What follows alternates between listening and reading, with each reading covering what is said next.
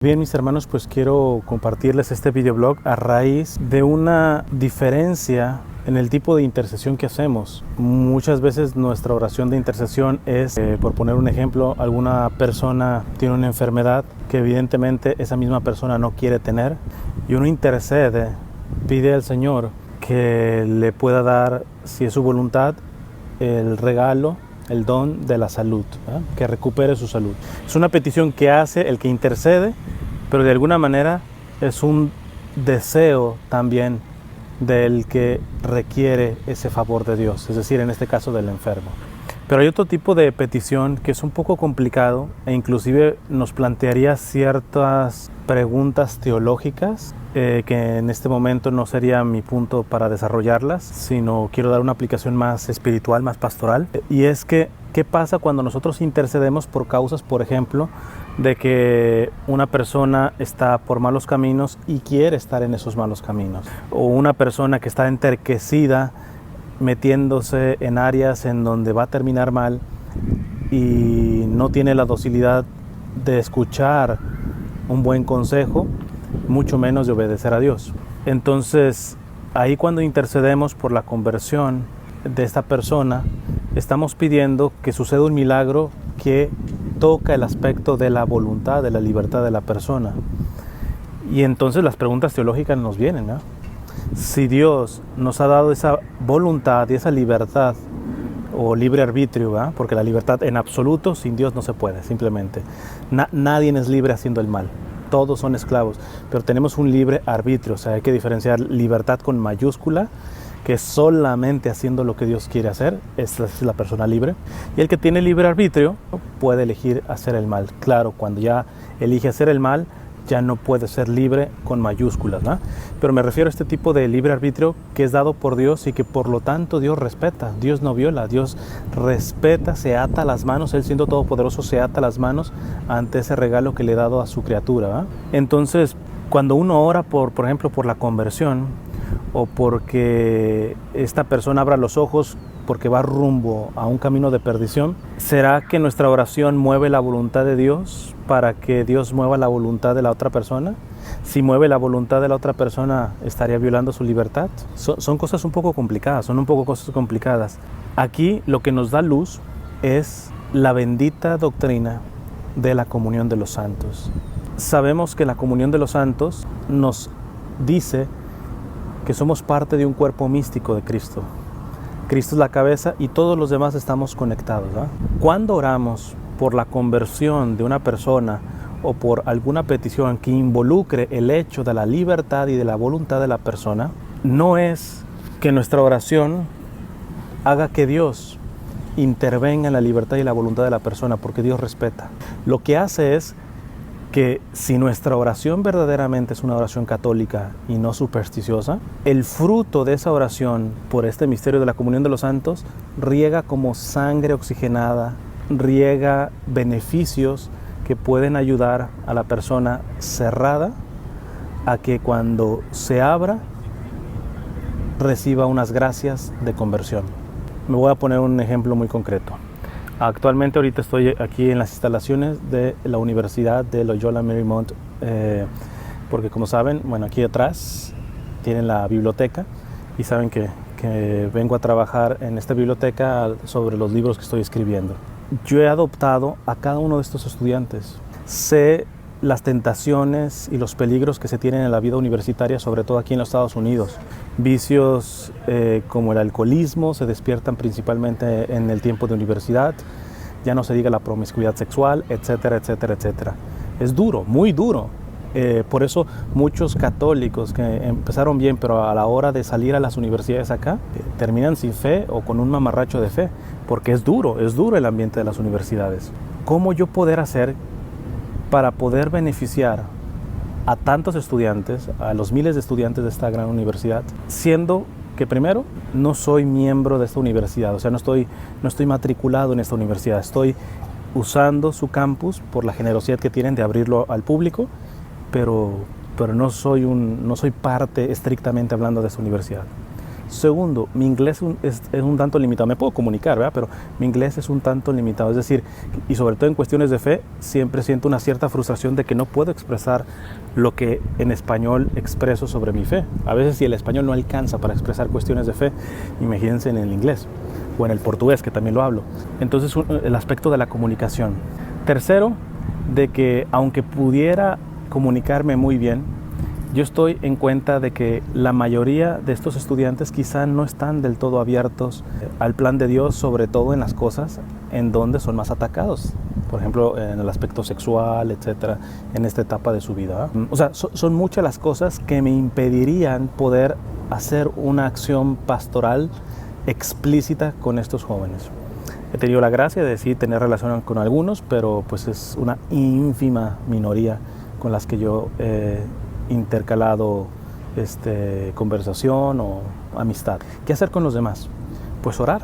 Y la comunión de los santos lo que me dice es de que en el momento que yo estoy orando por ellos, yo más que estar esperando de que ellos se conviertan, de que ellos no vayan a caer en malos pasos, de que ellos salgan de un atolladero que ya hayan entrado, etcétera, lo que yo quiero es que mi oración de intercesión sea principalmente o tenga como principal objetivo la unión mía con mi Señor, porque es más o menos como la relación que puede tener el corazón con los riñones.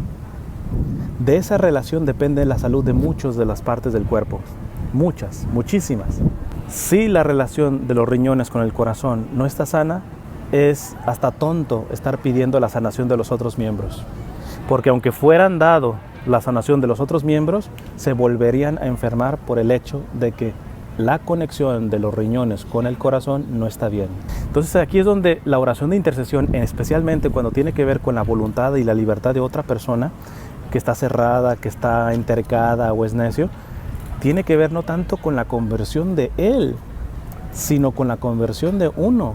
Saber si yo verdaderamente estoy teniendo una salud básica, una relación mínima básica de unión con aquel que es dueño de mi vida y de la de esa persona.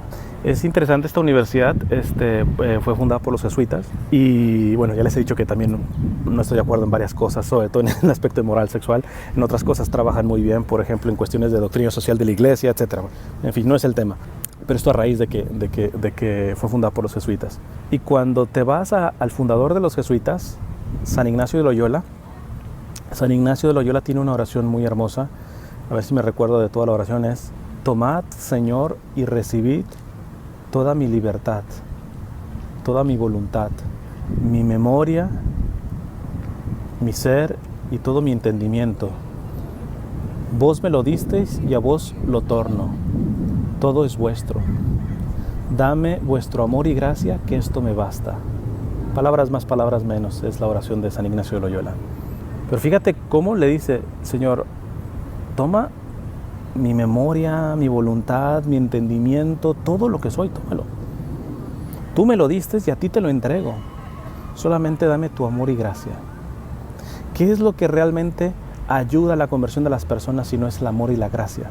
Pero ese amor y la gracia no le va a llegar por una simple petición tuya hacia Dios, sino porque tú previamente, antes de pedir esa intercesión, verdaderamente ya estés viviendo en un completo abandono de la voluntad de Dios, en un completo proceso de conversión.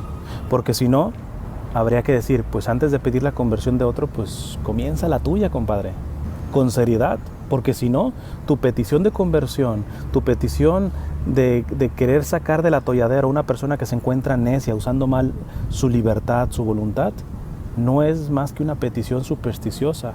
Cuando tu oración tiene por objetivo la conversión tuya principalmente, cuando tu oración de intercesión tiene por intención principal una unión más profunda con tu Señor, cuando tu oración de intercesión tenga primero compadecerse de los sentimientos de nuestro Señor que de los de tus seres queridos, cuando en realidad tu oración tenga por prioridad a tu Señor y no tanto ni siquiera a ti y mucho menos a los demás, sino a tu Señor, en ese momento es como que los riñones empiezan a trabajar en una excelente consonancia con el corazón. Y cuando los riñones trabajan bien con el corazón, sale sangre pura, filtrada, limpia, que adivina qué, tarde o temprano le va a llegar a aquel miembro enfermo. Y que sin violar la libertad de ese miembro enfermo, al verse rodeado de tanto amor y tanta gracia, por el hecho de tú estarte abandonándote en el Señor, negándote a ti mismo, tarde o temprano se dará ese milagro. Que en un momento de apertura, en un momento posiblemente de sufrimiento, que es cuando generalmente muchas de esas personas necias tienen que tocar suelo, se abren, y cuando se abran, vean las gracias que van corriendo a su alrededor, fruto de todas estas almas que han orado, han intercedido por él o por ella, según sea el caso, pero a raíz de la unión que estas personas tienen con su Señor. He puesto el videoblog La llave de los corazones. No hay cosa más triste que creer en una espiritualidad, de entercarse en abrir el corazón de las personas, ¿verdad? Es que tendría que cambiar, va malos por malos pasos, etcétera.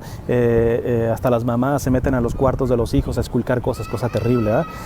O sea, quieren la conversión de sus hijos a rajatabla, sin la conversión primero de ellas, ¿verdad? No, hay que entender que el único que tiene la llave de todos los corazones y que es sumamente respetuoso, porque aún teniendo la llave, si no hay una mínima apertura de la persona, él no va a meter la llave y abrir y meterse a la fuerza, pero él tiene la llave finalmente, es el Señor. Entonces yo tengo que estar unido al dueño del que tiene ese universal llavero, ¿verdad?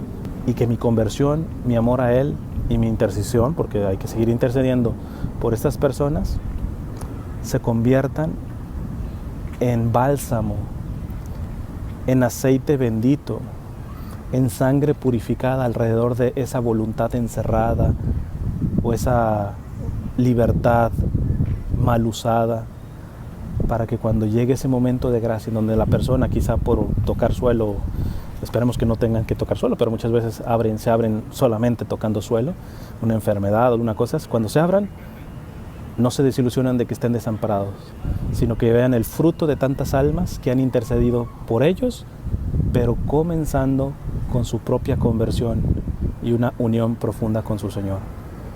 Esta es una de los tantos regalos del cual se desprende la comunión de los santos. Yo personalmente, pues les digo, conozco muy pocos estudiantes aquí, pero esta fe que me da en la comunión de los santos me llena, me plenifica, porque sé que mi sola presencia, en la medida que esté unida al Señor, yo estoy afectando, aunque mis ojos no lo vean, aunque yo no vea los resultados, pero sé que en el día del juicio el Señor me mostrará que mi esfuerzo en mi fidelidad para con Él